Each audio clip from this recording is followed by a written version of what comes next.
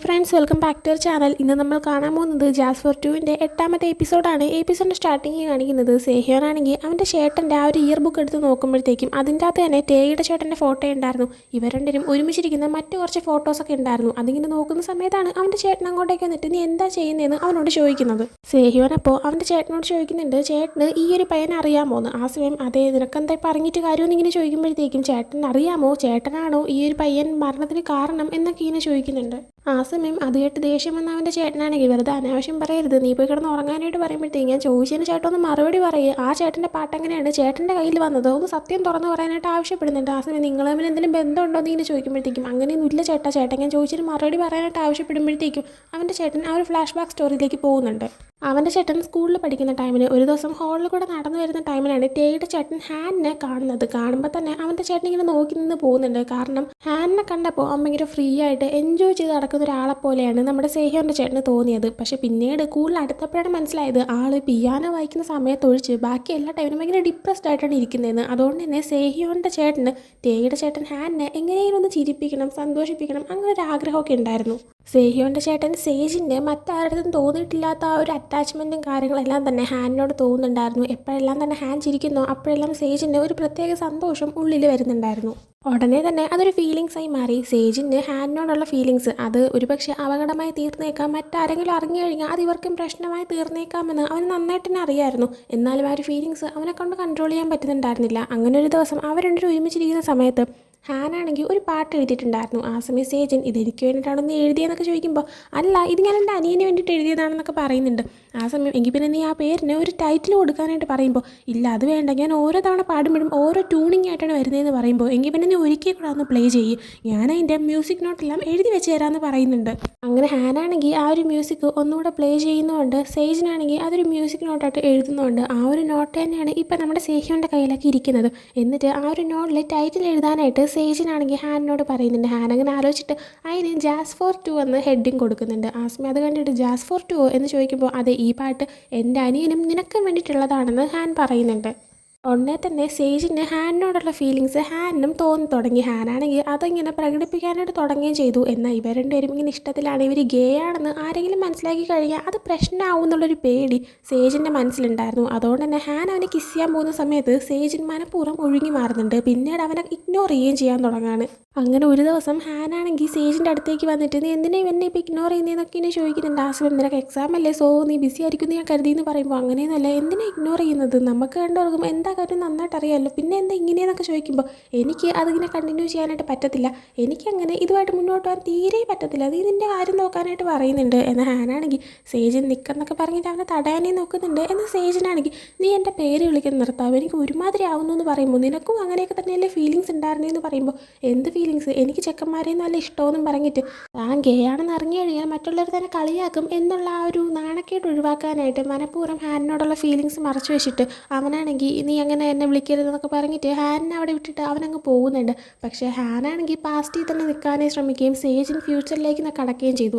അതിനുശേഷം ഉടനെ തന്നെയായിരുന്നു ഹാനാണെങ്കിൽ മരിച്ചു പോകുന്നത്. അതിനുശേഷം പിന്നീട് കാണിക്കുന്നത് ഹാനാണെങ്കിൽ റൂഫ് ടോപ്പിൽ നിൽക്കുന്ന സമയത്ത് ടേ ആണെങ്കിൽ അവൻ്റെ അടുത്തേക്ക് ഒന്ന് സംസാരിക്കുന്നതാണ്. ടേ വന്നിട്ട് നീ കുറച്ച് ദിവസമായിട്ട് വിഷമിച്ചിരിക്കുന്നതെന്നൊക്കെ എനിക്ക് നന്നായിട്ടറിയാം, പക്ഷേ എന്തിനാണ് നീ അങ്ങനെ ചെയ്തു കളഞ്ഞത്, എന്തിനാണ് നീ എന്നെ വിട്ടു പോയത്, ഞാൻ നിൻ്റെ കൂടെ ഉണ്ടായിരുന്നല്ലോ, ഞാൻ നിന്നെ ഹെൽപ്പ് ചെയ്യുമായിരുന്നു, നീ എൻ്റെ അടുത്തൊരു വാക്ക് പറഞ്ഞാൽ മതിയായിരുന്നല്ലോ, നിനക്ക് നല്ല വിഷമം ഉണ്ടായിരുന്നു, നീ ഡിപ്രസ്ഡ് ആയിരുന്നു എന്നൊക്കെ എനിക്ക് നന്നായിട്ടറിയാം, പക്ഷേ നീ ചെയ്തതിനെ ഞാൻ നിന്നെ തന്നെയാണ് കുറ്റം പറയുന്നതെന്ന് പറയുമ്പോൾ ടേയിനെ ഹഗ് ചെയ്തിട്ട് അവൻ്റെ ചേട്ടൻ പറയുന്നുണ്ട് നീയാണെങ്കിൽ ഇത് വിട്ട് കളഞ്ഞേക്കും, നിനക്കിപ്പോൾ നോക്കാനായിട്ട് ഇമ്പോർട്ടൻ്റ് ആയിട്ട് മറ്റൊരാൾ നിൻ്റെ ലൈഫിലുണ്ട്, നീ ഒരു തെറ്റും ചെയ്തിട്ടില്ല, സോ നീ ഇതിൽ തന്നെ ഇങ്ങനെ തൂങ്ങിപ്പിടിച്ച് നിൽക്കരുത്, നീ മുന്നോട്ട് പോകണമെന്ന് പറയുന്നുണ്ട്. ആ സമയം തന്നെ ടേ പെട്ടെന്ന് അവൻ്റെ സ്വപ്നത്തിൽ നിന്ന് ഉറക്കം എഴുന്നേക്കാണ്. ഇതെല്ലാം അവൻ കണ്ടൊരു സ്വപ്നമായിരുന്നു. എന്തായാലും അവൻ ഉറക്കം എഴുന്നേൽക്കുമ്പോൾ തന്നെ അവൻ്റെ ഫോണിൽ അവനൊരു കോൾ വരുന്നുണ്ട്. എടുത്ത് നോക്കുമ്പോൾ വിളിക്കുന്നത് ദോയൂനായിരുന്നു. കോൾ അറ്റൻഡ് ചെയ്യുമ്പോൾ ദോയൂൻ പറയുന്നുണ്ട് നീ പെട്ടെന്ന് സ്കൂളിലേക്ക് വാ, നമ്മുടെ പിയാനോ റൂം അവിടുത്തെ സാധനങ്ങളെല്ലാം മാറ്റിയിട്ട് അവർ പുതിയ റൂമാക്കി മാറ്റാനായിട്ട് പോവുകയാണെന്ന് പറയുന്നുണ്ട്. അത് കേൾക്കുമ്പോൾ തന്നെ ഇവൻ പെട്ടെന്ന് റെഡി ആയിട്ട് സ്കൂളിലേക്ക് ചെല്ലുന്നുണ്ട്. ചെല്ലുമ്പോൾ തന്നെ ദോയൂൻ അവിടെ ആ റൂമിൽ നിൽക്കുന്നുണ്ടായിരുന്നു. ഇവർ യൂസ് ചെയ്തുകൊണ്ടിരുന്ന പിയാനോയും എല്ലാം തന്നെ എടുത്ത് മാറ്റിയിട്ടുണ്ടായിരുന്നു. ദോയൂൻ ആ സമയത്ത് നീ എന്താ ഇത്രയും ലേറ്റായി വന്നേന്ന് നോക്കുമ്പോൾ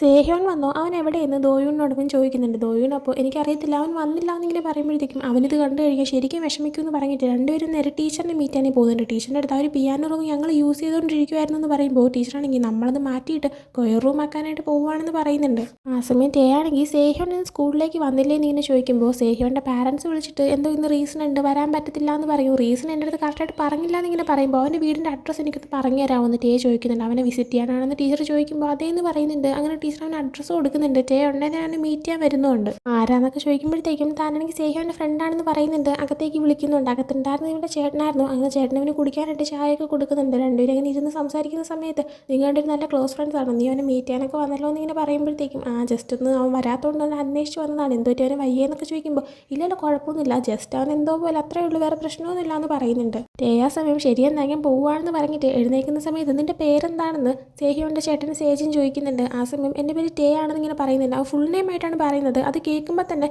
ആ ചേട്ടന് ഒരുവിധം കാര്യം മനസ്സിലാവുന്നുണ്ട്. അതായത് ഹാനിൻ്റെ അനിയനാണെന്നുള്ള രീതിയിൽ അവന് മനസ്സിലായി തുടങ്ങുന്നുണ്ട്. അപ്പോൾ തന്നെ കറക്റ്റ് അങ്ങോട്ടേക്ക് സേഹ്യോൻ വരുന്നുണ്ട്. സേഹ്യോൻ വന്നിട്ട് നീ എന്താ ഇവിടെ ഇങ്ങനെ ചോദിക്കുകയാണ്, എന്നിട്ട് പെട്ടെന്ന് ടേനെ വിളിച്ച് പുറത്തേക്ക് പോകുന്നുണ്ട്.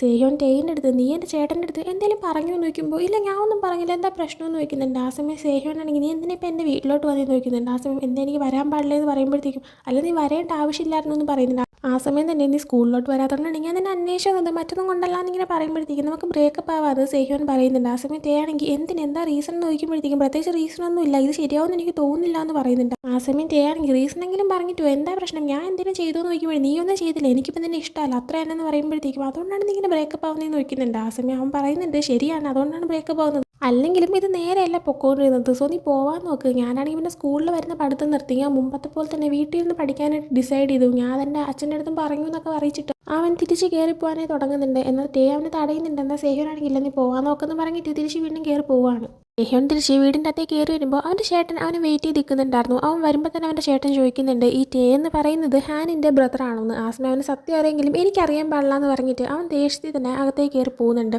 അടുത്ത് ടേയിനെ കാണിക്കുകയാണെങ്കിൽ നൈറ്റ് അവൻ വീട്ടിൽ പോകാതെ ഇങ്ങനെ കറങ്ങി നടക്കുന്ന സമയത്ത് അവൻ്റെ അങ്കിൾ അവനെ കോൾ ചെയ്യുന്നുണ്ട്. അങ്കിൾ വിളിച്ചിട്ട് നിന്നെ ഇവിടെ മീറ്റ് ചെയ്യാനായിട്ട് സേഹ്യോൻ്റെ ചേട്ടൻ സേജിൻ വന്നിരിപ്പുണ്ട്, നിൻ്റെ അടുത്ത് എന്തോ സംസാരിക്കാനുണ്ടെന്ന് പറഞ്ഞ് വേഗം എൻ്റെ ബാറിലേക്ക് വരാനായിട്ട് പറയുന്നുണ്ട്. അതേസമയം തന്നെ അങ്കിളിനെയും പിന്നെ സേജിനെയും കാണിക്കുകയാണെങ്കിൽ സേജിൻ്റെ അടുത്ത് ഇപ്പോൾ ടേയുടെ ചേട്ടൻ ഹാൻ മരിച്ചതിന് ശേഷം ടേക്ക് ഉണ്ടായ കാര്യങ്ങളും ഒക്കെ തന്നെ ഇത് സംസാരിക്കുന്നുണ്ട്. ആ സമയം അങ്ങോട്ടേക്ക് ടേ വരുന്നുണ്ട്. ആ സമയം അങ്കിളാണെങ്കിൽ ശരി നീ സേജിനോട് സംസാരിക്കുമെന്ന് പറഞ്ഞിട്ട് പുറത്തേക്ക് മാറിയിരിക്കുന്നുണ്ട്. സേജിനെ ടൈമിന് ഞാൻ മുന്നേ വന്ന് കാണേണ്ടതായിരുന്നു, നീയാണ് ഹാനിൻ്റെ ബ്രദർ എന്ന് എനിക്കറിയത്തില്ലായിരുന്നു, എനിക്കൊരു സോറി ചോദിക്കണമെന്നൊക്കെ ഉണ്ടായിരുന്നു. അതും പറഞ്ഞുകൊണ്ട് ഹാൻ എഴുതിയിരുന്ന ആ ഒരു പാട്ട് സേജിനിപ്പോൾ ഇവൻ്റെ കയ്യിൽ ഏൽപ്പിക്കുന്നുണ്ട്. ടേ അത് നോക്കിയിട്ട് എൻ്റെ ചേട്ടൻ എഴുതിയതാണെന്ന് ഇങ്ങനെ ചോദിക്കുമ്പോൾ അതെ നിൻ്റെ ചേട്ടൻ വായിച്ചപ്പോൾ ഞാൻ എഴുതിയ മ്യൂസിക് നോട്ടാണിത്, ഇത് ഇത്രയും വർഷം ഞാൻ കളഞ്ഞു പോയി എന്നാണ് വിചാരിച്ചത്, എന്നാൽ ഇതാണെങ്കിൽ സേഹ്യോൻ കണ്ടുപിടിച്ചായിരുന്നു, അപ്പോഴാണ് എനിക്കും ഇതിവിടെ ഉള്ള കാര്യം മനസ്സിലായി എന്ന് ഇങ്ങനെ പറയുന്നുണ്ട്. ആ സമയം തന്നെ ഇത് കേൾക്കുമ്പോൾ തന്നെ ടേക്കൊരു കാര്യം മനസ്സിലാക്കാൻ പറ്റുന്നുണ്ട്. സത്യം പറഞ്ഞാൽ അവൻ്റെ ചേട്ടനും ഇവൻ്റെ ചേട്ടനും തമ്മിൽ ബന്ധമുണ്ട്. അവൻ്റെ ചേട്ടൻ മരിച്ചതില്ല, കുറ്റബോധം കാരണമാണ് താനുമായിട്ട് സേഹ്യോൻ ഇപ്പോൾ ബ്രേക്കപ്പ് ആയത്, കുറ്റബോധം കാരണമാണ് അവൻ ഇങ്ങനെയൊക്കെ കാണിച്ചു കൂട്ടിയെന്ന് മനസ്സിലാകുന്നുണ്ട്. അങ്ങനെ ടേ ഉടനെ തന്നെ സേഹ്യോൻ അന്വേഷിച്ച് പോകുന്നുണ്ട്. സേഹ്യോൻ എവിടെയെങ്കിലും ഇരുന്ന് കരയുന്നുണ്ടായിരിക്കും, അവനെ സമാധാനിപ്പിക്കണം, എനിക്ക് അവിടെ ഉണ്ടാവണം, പ്രശ്നമൊന്നുമില്ല എന്ന് പറഞ്ഞാലും മനസ്സിലാക്കണമെന്ന് കരുതിക്കൊണ്ടാണ് അവൻ പോകുന്നത്. ചെല്ലുമ്പോൾ തന്നെ സേഹ്യോൻ ഒരിടത്തിരുന്ന് കരയുന്നത് അവൻ കാണുന്നുണ്ട്. അങ്ങനെ സേഹ്യോനെ വിളിച്ച് അവൻ്റെ അടുത്തേക്ക് ചെല്ലുന്ന സമയത്ത് സേഹ്യോനാണെങ്കിൽ നീ എന്താ ഇവിടെ എന്നൊക്കെ ചോദിക്കുന്നുണ്ട്. അപ്പോൾ ഞാൻ എൻ്റെ ചേട്ടനെ കണ്ടു എന്ന് പറയുന്നുണ്ട്. സേഹ്യോനപ്പോൾ എൻ്റെ ചേട്ടൻ നിൻ്റെ അടുത്ത് എന്തെങ്കിലും പറഞ്ഞു, ചേട്ടൻ എന്താ നിന്നെ കാണാൻ വന്നതെന്ന് ഇങ്ങനെ ചോദിക്കുമ്പോഴത്തേക്കുന്നുണ്ട് ചേട്ടൻ എൻ്റെ അടുത്ത് എല്ലാം തുറന്നു പറഞ്ഞു, നീ ഇതങ്ങ് എൻ്റെ അടുത്ത് പറഞ്ഞാൽ മതിയായിരുന്നല്ലോ, എനിക്കൊന്നും പ്രശ്നമുള്ള കാര്യമല്ല, നീ എൻ്റെ കൂടെ ഉണ്ടായിരുന്നാൽ മതി എന്ന് പറഞ്ഞിട്ട് അവനെ സമാധാനിപ്പിക്കുന്നുണ്ട്. അതിനുശേഷം അടുത്ത ദിവസം ഇവർ രണ്ടും ഒരുമിച്ച് ഹാപ്പി ആയിട്ട് എൻ്റെ സ്കൂളിലേക്ക് വരാണ്. വരുന്ന സമയത്ത് പെട്ടെന്ന് ദോയുനാണെങ്കിൽ അങ്ങോട്ടേക്ക് ഓടി വന്നിട്ട് സേഹ്യോൻ നീ തിരിച്ചു വന്നോ എന്ന് ഇങ്ങനെ ചോദിച്ച ശേഷം ടേയിനെ തള്ളിമറിച്ച് താഴേക്ക് ഇട്ട ശേഷം ഇവനാണെങ്കിൽ സേഹ്യോനെ ഹഗ് ചെയ്യുന്നുണ്ട്. ഇവനാണെങ്കിൽ ടേനെ തിരിഞ്ഞോലും നോക്കുന്നില്ല. എന്നിട്ട് സേഹ്യോൻ്റെ അടുത്ത് നീ പോകത്തില്ലല്ലോ, ഇവിടെ തന്നെ ഉണ്ടാവുമല്ലോ എന്നൊക്കെ ചോദിക്കുന്നുണ്ട്. അതിനുശേഷം ഇവർ നേരെ പിയാനോ റൂമിലേക്ക് ചെല്ലാണ്.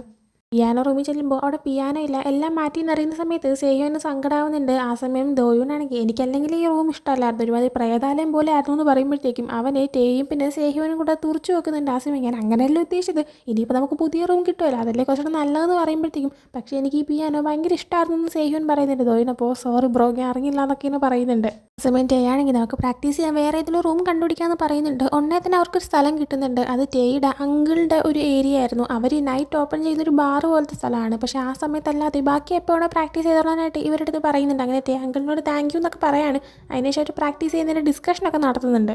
ഒഴിവുള്ള സമയം നിങ്ങളിവിടെ ഇല്ലാത്ത സമയത്ത് ഞാൻ കുറച്ച് ഡിസിഷനൊക്കെ ഇങ്ങനെ ചിന്തിച്ചായിരുന്നു. അപ്പോൾ ഞാനിങ്ങനെ ചിന്തിക്കായിരുന്നു, അതായത് ജാസ് വായിക്കാനായിട്ട് ഇപ്പോൾ നമ്മൾ ടേ ഒക്കെ ഉണ്ട്, എന്നാൽ നമുക്ക് മറ്റൊരു മെമ്പറിൻ്റെ കൂടെ ഒക്കെ വേണ്ടേന്ന് ഇങ്ങനെ ചോദിക്കുമ്പോഴത്തേക്കും നമ്മളോട് ഉണ്ടായിരുന്ന പയ്യൻ പോയില്ലേ, ഇനി ആരാണ് വരാൻ പോകുന്നത് ഇത് സേഹ്യോൻ ചോദിക്കുന്നുണ്ട്. ആ സമയം അത് പിന്നെ ഒരാളുണ്ടെന്ന് പറഞ്ഞിട്ട് പെട്ടെന്ന് തന്നെ ഇവൻ ഫോണിലൊരു മെസ്സേജ് ഇടുന്നുണ്ട്. എന്നിട്ട് ആ ആൾ വന്നു, ഞാൻ പോയി വിളിച്ചുകൊണ്ട് വരാമെന്ന് പറഞ്ഞിട്ട് പുറത്ത് നിൽക്കുന്ന ആൾ അകത്തേക്ക് വിളിക്കാനായിട്ട് ദോയിൻ പോകുന്നുണ്ട്. എന്നാൽ അവിടെ നിൽക്കുന്ന ആളില്ല, ഞാൻ വരുന്നില്ല, എനിക്ക് ഒരുമാതിരി മടിയാണെന്നൊക്കെ ഇങ്ങനെ പറഞ്ഞിട്ട് നിൽക്കുന്നുണ്ട്. ആ സമയം തോന്നും ജസ്റ്റ് നീ ഒന്ന് വാ എന്നൊക്കെ പറഞ്ഞിട്ട് ആളകത്തേക്ക് വിളിക്കുന്നുണ്ട്. വരുമ്പോൾ മറ്റാരുമല്ല, ജൂഹയായിരുന്നു. ജൂഹേനെ കാണുമ്പോൾ ഇവരുടെ രണ്ടുപേരും മുഖം മാറുന്നുണ്ട്. ആ സമയം ജൂഹ ഞാനാണ് വരുന്നതെന്ന് ഇവർക്ക് അറിയത്തില്ലായിരുന്നോ, ഞാൻ നിൽക്കുന്നില്ല ഞാൻ പോവാണെന്ന് പറയുമ്പോഴത്തേക്ക് ദോയനാണെങ്കിൽ ഇല്ല ഇല്ല നിൽക്കെന്ന് പറഞ്ഞിട്ട് അവൻ്റെ ഫ്രണ്ട്സിൻ്റെ അടുത്ത് പറയുന്നുണ്ട്. ജൂഹ നന്നായിട്ട് ഗിറ്റാർ വായിക്കും, നമുക്ക് ഗിറ്റാർ വായിക്കുന്ന ഒരാളെയും കൂടെ വേണ്ടേന്നിങ്ങനെ പറയാണ്. ജൂഹി ആ സമയത്തില്ല ഞാൻ നിൽക്കുന്നില്ല, നിന്നാൽ ശരിയാവും തോന്നുന്നില്ല എന്ന് പറഞ്ഞിട്ട് വീണ്ടും പോകാനായി തുടങ്ങുമ്പോഴത്തേക്കും പെട്ടെന്ന് സേഹ്യോൻ എഴുന്നേറ്റ് വന്നിട്ട് എനിക്ക് നീയായിട്ട് ഇപ്പോൾ പ്രശ്നമൊന്നുമില്ല, കഴിഞ്ഞ കാര്യങ്ങളെല്ലാം നമുക്ക് മറന്ന് കളഞ്ഞേക്കാം, എന്തായാലും നീ ജോയിൻ ചെയ്യാനായിട്ട് പറയുന്നുണ്ട്. ആ സമയം മുമ്പത്തെ കാര്യത്തിന് ഐ എം സോറി എന്നെല്ലാം ജൂഹ പറയുന്നുണ്ട്. എന്നാലും എടുത്ത് പറയുന്നുണ്ട് ടേയിൻ്റെ അടുത്ത് താൻ സോറി പറയത്തില്ല എന്ന്. അതിന് ശേഷം അവർ ഒരുമിച്ച് പ്രാക്ടീസ് ചെയ്യാനൊക്കെ തുടങ്ങുന്നുണ്ട്. ഒരുപാട് ദിവസങ്ങൾ അങ്ങനെ പോകുന്നുണ്ട്, പ്രാക്ടീസ് ചെയ്യുന്നു, സ്കൂളിലേക്ക് ഒരുമിച്ച് പോകുന്നു, അങ്കിൾ ഇടയ്ക്ക് ഇവർക്ക് പ്രാക്ടീസ് ചെയ്യുമ്പോൾ ഫുഡൊക്കെ കൊണ്ട് കൊടുക്കുന്നു, അങ്ങനെ എൻജോയ് ചെയ്ത് മുന്നോട്ട് പോവാണ്. അങ്ങനെ അവസാനം ആ ഒരു മ്യൂസിക് ഫെസ്റ്റിവലിൻ്റെ ദിവസം വരുന്നുണ്ട്. അന്ന് സേഹ്യോനും ടേയും ഇങ്ങനെ റെഡി ആയി നിൽക്കുന്ന സമയത്ത് സേഹ്യോനാണെങ്കിൽ ഡ്രസ്സൊക്കെ ഓക്കെ ആണോ എങ്ങനെയുണ്ടെന്ന് നോക്കുമ്പോഴത്തേക്കും നന്നായിട്ടുണ്ടെന്നൊക്കെ പറഞ്ഞിട്ട് അവൻ ഹഗ് ചെയ്യുന്നുണ്ട്. നിനക്ക് ടെൻഷൻ ഉണ്ടോയെന്നൊക്കെ ചോദിച്ചിട്ട് അവൻ സമാധാനിപ്പിക്കുന്ന സമയത്താണ് പെട്ടെന്ന് ഡോയും ഡോർ ഓപ്പൺ ചെയ്തകത്തേക്ക് വരുന്നത്. പെട്ടെന്ന് തന്നെ ഒരു ഹഗ്ഗൊക്കെ ചെയ്ത് നിർത്തുന്നുണ്ട്. ഡോയുണ്ട് അപ്പോൾ എന്താ കാര്യമെന്ന് മനസ്സിലാവുന്നുണ്ട്. ഡോയിനപ്പോൾ നിങ്ങൾ വേഗം പുറത്തേക്ക് വാ തുടങ്ങാറായി എന്നൊക്കെ പറഞ്ഞിട്ട് പോകുന്നുണ്ട്. ഡോയിൻ പോയി കഴിയുമ്പോൾ നമുക്ക് പെട്ടെന്ന് പോകാമെന്ന് പറഞ്ഞിട്ട് വീണ്ടും ഇവനെ കിസ് ചെയ്യാനായിട്ട് ടേ ആണെങ്കിൽ സേഹ്യോൻ്റെ അടുത്തേക്ക് പോകുന്നുണ്ട്. എന്നാൽ പെട്ടെന്ന് വീണ്ടും ഡോയിനാണെങ്കിൽ ഡോർ ഓപ്പൺ ചെയ്തിട്ട് നിങ്ങൾ വരാൻ നോക്ക് തുടങ്ങിയെന്നിങ്ങനെ പറഞ്ഞിട്ട് അവൻ പോകുന്നുണ്ട്. അങ്ങനെ അവൻ പോയി കഴിയുമ്പോഴത്തേക്കും ടേ ആണെങ്കിൽ സേഹ്യോൻ്റെ നെറ്റിയിൽ ഒരു കിസ് കൊടുക്കുന്നുണ്ട്. അതിനുശേഷം അവരാണെങ്കിൽ സ്റ്റേജിലേക്ക് കയറാണ്. നാലുപേരും നല്ല സൂപ്പറായിട്ട് തന്നെ അവർ പ്രാക്ടീസ് ചെയ്ത പോലെ തന്നെ എല്ലാം നന്നായിട്ട് പെർഫോം ചെയ്യുന്നുണ്ട്. പിന്നീട് കാണിക്കുന്നത് കുറച്ച് നാളുകൾക്ക് ശേഷമുള്ളൊരു കാര്യമാണ്. ഇപ്പോൾ ഇവരുടെ സ്കൂൾ ലൈഫ് എല്ലാം കഴിഞ്ഞിട്ടുണ്ട്. സേഹ്യോനാണെങ്കിൽ അവൻ്റെ ടീച്ചർ വിളിച്ചതനുസരിച്ച് ഇപ്പോൾ പഠിക്കുന്ന പിള്ളേർക്ക് വേണ്ടിയിട്ട് ഒരു പിയാനോ ക്ലാസ് എടുക്കാനായിട്ട് വീണ്ടും അവൻ്റെ സ്കൂളിലേക്ക് വന്നിരിക്കുകയാണ്. അപ്പോൾ ടീച്ചർ വന്നിട്ട് ടെൻഷനൊന്നും ആവണ്ട, പിള്ളേരൊക്കെ ഓക്കെ ആണെന്നൊക്കെ പറഞ്ഞിട്ട് അവൻ അകത്തേക്ക് വിളിച്ചുകൊണ്ട് പോകുന്നുണ്ട്. അവനിപ്പോൾ ഒരു പിയാനിസ്റ്റ് ആയിട്ടൊക്കെ വർക്ക് ചെയ്യുന്നുണ്ട്. അപ്പോൾ പിള്ളേർക്ക് അവൻ ഇൻട്രൊഡ്യൂസ് ചെയ്ത് കൊടുക്കുന്നുണ്ട്, ഇവിടെ തന്നെ പഠിച്ചൊരു സീനിയർ ആണെന്നൊക്കെ പറയുന്നുണ്ട്. ആ സമയം ഒരു കുട്ടിയാണെങ്കിൽ നമുക്ക് വേണ്ടിയിട്ടൊരു പിയാനോ പ്ലേ ചെയ്ത് തരുമോ എന്നിങ്ങനെ ചോദിക്കുമ്പോൾ ഓക്കെ എന്ന് പറഞ്ഞിട്ട് അവൻ ഇത് ഒഫീഷ്യലായിട്ട് റിലീസാക്കിയിട്ടില്ല, പക്ഷേ ലൈക്ക് എ ജാസ് എന്ന് പറഞ്ഞിട്ടുള്ള ഒരു പാട്ടാണെന്ന് പറഞ്ഞിട്ട് ആ ഒരു പാട്ട് പ്ലേ ചെയ്ത് കേൾപ്പിച്ച് കൊടുക്കുന്നുണ്ട്. അതെല്ലാം കഴിഞ്ഞ് പുറത്തേക്ക് വരുമ്പോഴത്തേക്കും അവനെ വെയിറ്റ് ചെയ്ത് ടേ നിൽക്കുന്നുണ്ടായിരുന്നു. ടേ ആണെങ്കിൽ എങ്ങനെ ഉണ്ടായിരുന്നു, ടെൻഷൻ ഉണ്ടായിരുന്നു എന്ന് വെച്ചപ്പോൾ ടെൻഷൻ ഉണ്ടായിരുന്നു, പക്ഷേ ഓക്കെ ആയിട്ടെല്ലാം ചെയ്യാൻ പറ്റിയെന്നൊക്കെ പറയാണ്. ടേ അപ്പോൾ ഓക്കെ ഗുഡ് ജോബ്, നീ നന്നായിട്ടാണ് ചെയ്തതെന്നൊക്കെ പറയുമ്പോഴത്തേക്കും എനിക്കിത് കണ്ടപ്പോഴത്തേക്കും പഴയ മെമ്മറീസ് ഓർമ്മ വന്നു. നമ്മൾ ഫസ്റ്റ് മീറ്റ് ചെയ്തില്ലേ, എനിക്ക് ആ സിറ്റുവേഷനാണ് ഓർമ്മ വന്നതെന്ന് പറയുന്നുണ്ട്. ആ സമയം ടേ ചിരിച്ചിട്ട് ഇവനെ കിസ് ചെയ്യാണ്. അതും കാണിച്ചിട്ടാണ് ഈ ഒരു സീരീസ് ഇവിടെ ഉണ്ടാവുന്നത്. എനിക്ക് ഇഷ്ടപ്പെട്ട BL സീരീസുകളിൽ പെടുന്ന ഒരെണ്ണമാണ് ഇതും. എനിക്ക് കൊറിയൻ BL സീരീസ് പറയുമ്പോഴത്തേക്കും അതിൻ്റെ അകത്ത് എൻ്റെ ടോപ്പ് ലിസ്റ്റിലുള്ളതിൽ ഒരെണ്ണം തന്നെയാണ് ജാസ് ഫോർ ടു എന്ന് പറയുന്നതും. എനിക്ക് കണ്ടപ്പോൾ തന്നെ നല്ല ഇഷ്ടപ്പെട്ടിട്ടുണ്ടായിരുന്നു. പ്രത്യേകിച്ച് സെക്കൻഡ് കപ്പിളായിരുന്നു എൻ്റെ ഫേവറേറ്റ്. അവർക്ക് കുറച്ചുകൂടി സ്ക്രീൻ ടൈം കിട്ടണമെന്ന് ഞാൻ ആഗ്രഹിച്ചിട്ടുണ്ടായിരുന്നു. പിന്നെ നിങ്ങൾക്ക് ഈ സീരീസ് കണ്ടിട്ട് എങ്ങനെയാണ് ഉണ്ടായിരുന്നത്, എന്ത് തോന്നി എന്നൊന്നും പറയാനായിട്ട് ആരും മറക്കരുത്. അടിപൊളിയായിട്ടുള്ള സീരീസൊക്കെ ആയിട്ട് തിരിച്ച് വരാനായിട്ട് ശ്രമിക്കുന്നതായിരിക്കും. സോ എന്തായാലും ഈ ഒരു വീഡിയോ ഇഷ്ടപ്പെട്ടിട്ടുണ്ടെങ്കിൽ ലൈക്ക് ചെയ്യുക, ഷെയർ, സബ്സ്ക്രൈബ് ചെയ്യുക. പുതിയ വീഡിയോ വരുന്നത് വരെ ബൈ.